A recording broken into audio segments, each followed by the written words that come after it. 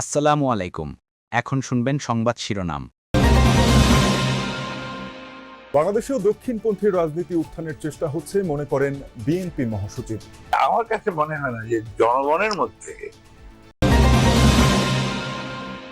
পুনর্গঠনে অংশ নিতে প্রবাসী বাংলাদেশিদের প্রতি প্রধান উপদেষ্টার আহ্বান। জুলাই বিপ্লবে পাওয়া পরিবর্তন এগিয়ে নিতে ভূমিকা শেষ হচ্ছে শেখ হাসিনা, কামাল সহ ৩ জনের বিরুদ্ধে মানবতা বিরোধী অপরাধ মামলার সাক্ষ্য গ্রহণ, জবানবন্দি দিচ্ছেন মূল তদন্ত কর্মকর্তা। সুশীল সমাজের সাথে চলছে ইসির সংলাপ, সুষ্ঠু নির্বাচন আয়োজনে নেওয়া হচ্ছে মতামত, আরপিও সংশোধন সহ কমিশনের ভূমিকা তুলে ধরেন সিইসি। এতক্ষণ শুনছেন সংবাদ শিরোনাম, এখন শুনবেন বিস্তারিত। জামায়াতে ইসলামী লাইমলাইটে এলেও জনমনে খুব বেশি প্রভাব পড়েনি। দলটি খুবই সংগঠিত হলেও ভোটে জিতে যাওয়া সম্ভব নয় বলেও মনে করেন বিএনপি মহাসচিব। নিউ ইয়র্ক থেকে মাহফুজ মিশুর রিপোর্ট। ৫ আগস্টের পর রাজনীতির মাঠে বিএনপির প্রধান প্রতিদ্বন্দ্বী জামায়াতে ইসলামী বাংলাদেশ। সংস্কার, জুলাই সনদ সহ নির্বাচন পদ্ধতি নিয়ে বিএনপির অবস্থানের বিপক্ষে দলটির দীর্ঘদিনের সহযাত্রী জামায়াতে ইসলামী। ক্ষমতাচ্যুত আওয়ামী লীগের রাজনৈতিক কর্মকাণ্ড নিষিদ্ধ ও জাতীয় পার্টিও প্রায় একই অবস্থায় থাকায় জামায়াত সুবিধাজনক অবস্থানে বলে মনে করেন বিএনপি মহাসচিব। জামাত আপনার অত্যন্ত যেভাবে হোক তারা লাইমলাইটে এসে গেছে এখন, এবং আপনার মিডিয়ার বদৌলতে এবং তাদের সাংগঠনিক কর্মকাণ্ডের বদৌলতে তারা একটা জায়গায় পৌঁছানোর চেষ্টা করছে। এটা করবেই তারা, এটাই স্বাভাবিক, আপনার করাটাই স্বাভাবিক। তো সেই ক্ষেত্রে আমার কাছে মনে হয় না যে জনগণের মধ্যে জামাতের যে খুব বেশি প্রভাব বেড়েছে, এটা আমার কাছে মনে হয় না।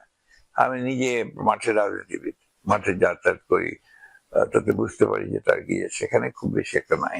বৈশ্বিক রাজনীতির গতিপ্রবাহ তুলে ধরে বাংলাদেশও যে তা থেকে বিচ্ছিন্ন নয় তা স্পষ্ট করেন মির্জা ফখরুল।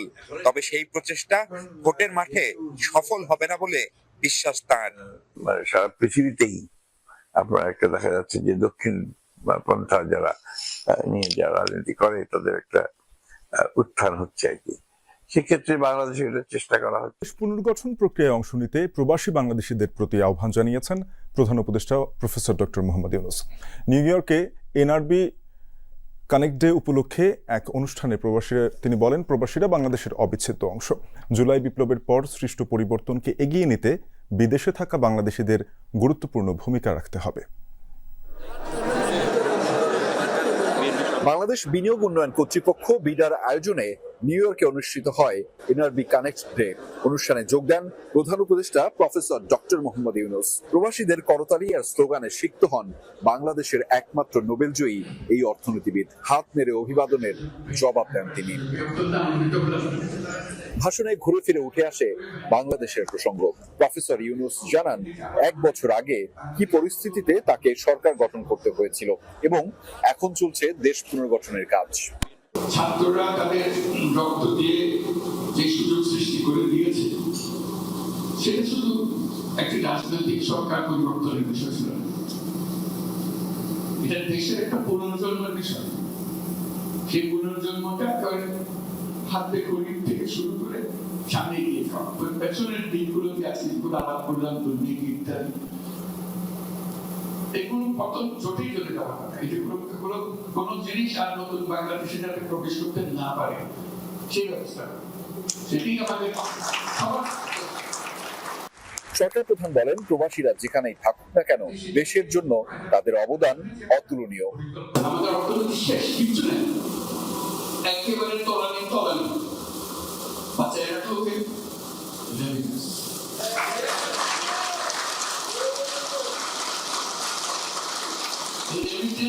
বাংলার নতুন বাংলাদেশের জন্ম দিয়েছে।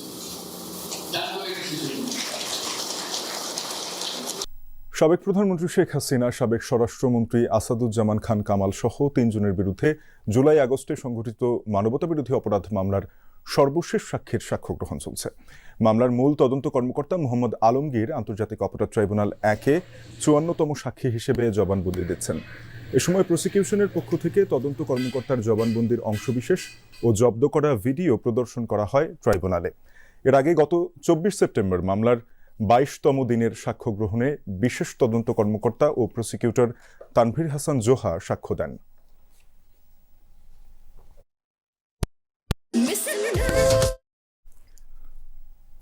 নির্বাচনের সঙ্গে জড়িতরাও এবার ভোট দিতে পারবেন বলে জানিয়েছেন সিইসি এএমএম নাসির উদ্দিন।